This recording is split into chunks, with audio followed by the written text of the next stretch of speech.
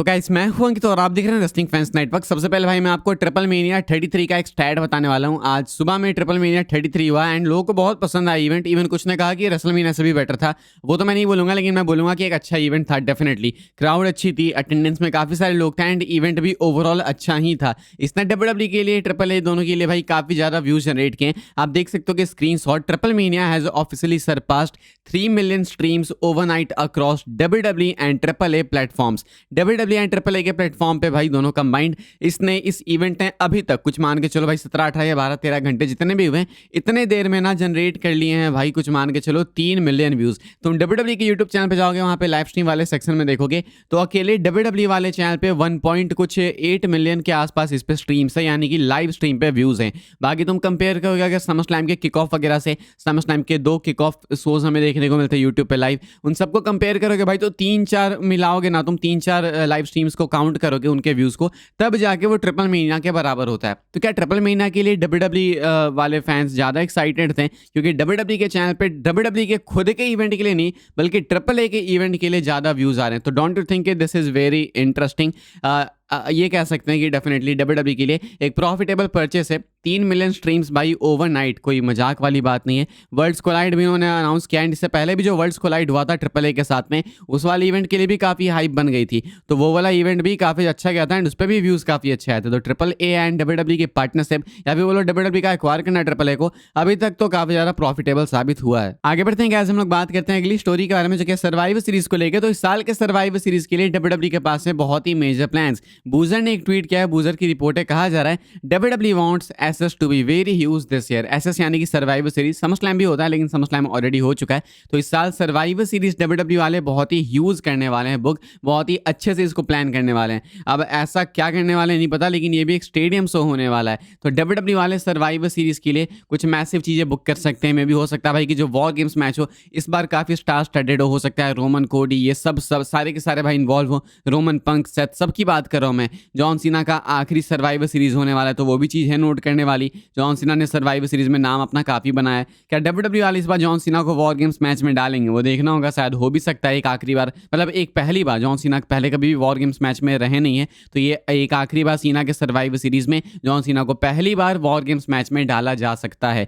फिलहाल प्लान से अपडेट है बूजर की कि सर्वाइवर सीरीज बहुत ही स्पेशल होने वाला है। तो ये 4 इवेंट्स तो तुम मान लो भाई कि डब्ल्यूडब्ल्यू वाले मैसिव करेंगे ही। Rumble, WrestleMania, SummerSlam and Survivor Series. Rumble हमेशा मैसिव होता है, रेसलमेनिया तो जानते ही हैं, बताने की नीड नहीं है। समरस्लैम ने इस बार खुद को साबित कर ही दिया है। अब बस एक सर्वाइवर सीरीज चाहिए जो कि उस लेवल पे आ जाए। तो सर्वाइवर सीरीज को डब्ल्यूडब्ल्यू वाले भाई इस साल बनाने वाले हैं उस लेवल का। आप एक्सपेक्ट कर सकते हो कि 2023 में जैसा कुछ हुआ था, पंक वगैरह वापस आए थे, मे भी कुछ उस लेवल का हो सकता है। आगे बढ़ते हम लोग बात करते हैं Brock Lesnar and John Cena के बारे में। लेसनर एंड सीना को लेकर अपडेट है। इनके मैच को लेकर हमें अपडेट्स वगैरह मालूम है भाई। रूमर्ड है कि इनका मैच जो है वो स्टिपुलेशन वाला मैच होगा। हमने डिस्कस किया कि क्यों इनका मैच एक्सट्रीम रूल्स मैच हो सकता है, क्यों इनका मैच आई क्विट मैच हो सकता है, लेकिन अभी बूजर की एक रिपोर्ट स्टिपुलेशन को लेकर, वो मैं आपको बताता हूं। बूजर ने लेसनर के रिटर्न के बाद एक ट्वीट किया था कि लेसनर को स्टिपुलेशन वाले मैचेस पसंद है, इसलिए इनका मैच स्टिपुलेशन वाला मैच हो सकता है। अब जाके इसको कोट करते हैं, लिखते हैं कि they are not finalising multiple stipulations pitched, no holds barred और last man are the top 2। कहा जा रहा है कि डब्ल्यूडब्ल्यू ने अभी तक कुछ फाइनलाइज नहीं किया, लेकिन मल्टीपल स्टिपुलेशंस पिच किए गए हैं एंड जो टॉप 2 है भाई वो है नो होल्ड्स बार्ड एंड एक लास्ट मैन स्टैंडिंग मैच। यानी कि मल्टीपल स्टिपुलेशन मतलब हो सकता है extreme rules, I quit match, ये सब भी डिस्कस किया गया हो, पिच किया गया हो, लेकिन टॉप प्रायोरिटी अगर तुम देखो तो ये लोग दे रहे हैं भाई नो डिस्क्वालिफिकेशन को, I mean no holds barred को। बेसिकली सेम ही थिंग है लेकिन अलग अलग नेम से। तो नो होल्ड्स बार्ड को एंड एक लास्ट मैन स्टैंडिंग को। अगर इन दोनों की बात करें तो मैं लास्ट मैन स्टैंडिंग मैच देखना चाहूंगा, बिकॉज मुझे लगता है कि no disqualification, no holds barred में कोई भी अंतर नहीं है। आई क्विट मैच नहीं करेंगे, समझ आता है, बिकॉज दोनों सुपरस्टार्स में से कोई भी आई क्विट वगैरह बोलने नहीं वाला मैच में। ये दोनों का कैरेक्टर है ही नहीं कि क्विट करे। एक्सट्रीम रूल्स एक बहुत ही अच्छा ऑप्शन है, उसके साथ डब्ल्यूडब्ल्यू वाले जा सकते हैं, लेकिन वो टॉप प्रायोरिटी फिलहाल दिख नहीं रही है। तो लास्ट मैन स्टैंडिंग मैच या नहीं तो no holds barred match according to Boozer wrestling भाई बताया जा रहा है कि डब्ल्यूडब्ल्यू वाले बुक कर सकते हैं सीना लेसनर के बीच में। इनका मैच एग्जैक्टली होगा कब वो पता भी नहीं है, अभी तो अगले इवेंट में नहीं होने वाला क्लैश इन पेरिस में। उसके बाद ओवर द लिमिट या बैड ब्लड होगा वहां पे भाई, होगा या फिर नहीं वो भी नहीं पता। क्राउन जूल में होगा क्या या फिर सर्वाइवर सीरीज में होगा, क्योंकि अगर उसको मैसिव बनाना है, मैसिव प्लान्स हैं, तो डब्ल्यूडब्ल्यू वाले वहां पे लेसनर सीना का मैच डाल सकते हैं। सीना के पास एक्चुअली डेट्स काफी कम है, वरना ये दिक्कतें होती नहीं। कभी भी होता मल्टीपल मैचेस होते, 2-3 मैचेस हो सकते थे, मल्टीपल स्टिपुलेशन वाले मैचेस हो जाते, लेकिन फिलहाल कहा जा रहा है कि या तो नो होल्ड्स बार्ड या नहीं तो लास्ट मैन स्टैंडिंग। एंड ये है अपनी इस वाली वीडियो के लिए सबसे मेजर अपडेट कि सीना लेसनर के मैच में आपको स्टिपुलेशन जो देखने को मिलेगी वो पॉसिबली लास्ट मैन स्टैंडिंग नहीं तो नो होल्ड्स बार्ड हो सकती है। डब्ल्यूडब्ल्यूई ड्राफ्ट की हम लोग बात करेंगे। अभी तक भी ड्राफ्ट अनाउंस नहीं हुआ, होने की तो दूर की बात, अनाउंस भी नहीं किया डब्ल्यूडब्ल्यूई वालों ने, हिंट भी नहीं किया, लेकिन ड्राफ्ट होगा या फिर नहीं भाई, इसको लेके फिर से एक अपडेट है, मैं आपको फिर से बताता हूं। इस बार बूजर से पूछा गया, एक फैन ने पूछा कि ड्राफ्ट का क्या स्टेटस है, इस बार होगा या फिर नहीं, तो कहना है बूजर का कि yes they are doing this year, यानी कि हाँ इस साल होगा। तो रसल वोट्स का भी सेम कहना था, उनका कहना था कि समरस्लैम के बाद आप एक्सपेक्ट कर सकते हो। समरस्लैम बीत चुका है एंड अभी हम लोग उसी फेज में हैं, तो अभी होना चाहिए था ड्राफ्ट। अभी सेमी एंड स्मैकडाउन में आ गए हैं, ट्रेडिंग वगैरह चल रही है, तो हो सकता है कि डब्ल्यूडब्ल्यूई वाले क्लैश इन पेरिस के बाद या फिर कुछ और टाइम बाद आपको शायद से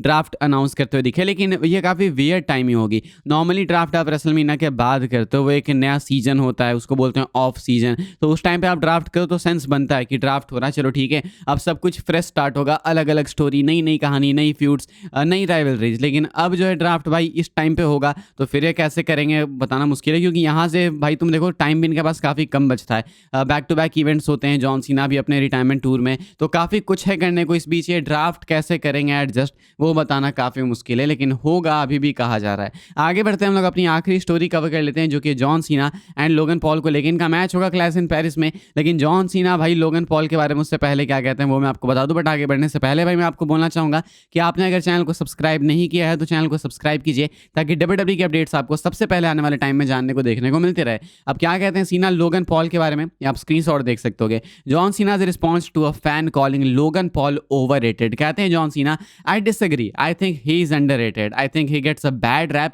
ही is not an outsider, he belongs in WWE, I think his best days are ahead of him, I think he's got championships in his future, I'm not looking past Logan Paul, I'm not believing any of the hype that he's an outsider who should be taken lightly, I'm training hard, Cody Rhodes brought out the best in me at SummerSlam, he reignited a fire in me and I know I have a very very tough opponent in Logan Paul, do I think he can beat me up? Yes. Will he have to earn every inch? Absolutely. Fan expo Chicago में बात करते हुए सीना कहते हैं, जब एक fan ने उनको बोला कि लोगन पॉल ओवररेटेड है, तो सीना कहते हैं कि भाई डिसएग्री करता हूँ, मुझे लगता है कि लोगन पॉल अंडररेटेड है, एंड लोग कहते हैं कि वो आउटसाइडर है, मुझे ऐसा नहीं लगता, मुझे लगता है कि वो डब्ल्यूडब्ल्यूई में बिलोंग करता है, मुझे लगता है कि फ्यूचर काफ़ी ब्राइट है उसका, वो डब्ल्यूडब्ल्यूई में मल्टीपल चैंपियनशिप जीतेगा, अलग अलग टाइटल जीतेगा, एंड कहते हैं कि मुझे लगता है कि वो आउटसाइडर बिल्कुल भी नहीं है एंड उसको लाइटली किसको लेना नहीं चाहिए। कोडी रोड्स ने समरस्लैम में मेरे अंदर एक आग जलाई एंड उसने मेरी बेस्ट परफॉर्मेंस जो है सामने लाई, मुझे लगता है कि ये सेम अपोनेंट जो लोगन पॉल है वो भी जो है टफ होने वाला है कोडी रोड्स की तरह ही, एंड मुझे लगता है कि ऐसे ही आप मैच आप एक्सपेक्ट कर सकते हो क्लैश इन पेरिस में। सीना कहते हैं कि क्या मुझे बीट कर सकता है लोगन पॉल? डेफिनेटली, लेकिन उसके लिए उसको यानी कि लोगन पॉल को काफ़ी मशक्कत करनी होगी, ऐसा कुछ सीना का कहना है। फिलहाल भाई इस वाली वीडियो के लिए सारी अपडेट्स थी एंड आई होप्स आपको इन्फॉर्मेशन मिली हो तो वीडियो को लाइक कीजिएगा, शेयर कीजिएगा, सब्सक्राइब कीजिएगा चैनल को, ताकि आने वाले टाइम के अंदर आपको और भी सही डब्ल्यूडब्ल्यूई के अपडेट्स वगैरह सबसे पहले देखने को मिलते रहे। फॉलो कर सकते हैं आप लोग मुझे इंस्टाग्राम एंड ट्विटर पर, लिंक आपको मिलेगा डिस्क्रिप्शन में, ज्वाइन कर सकते हैं व्हाट्सएप चैनल को, उसके भी लिंक डिस्क्रिप्शन में। मिलूंगा मैं आपसे अगली वीडियो में जल्दी ही, तब तक के लिए goodbye, thanks for watching.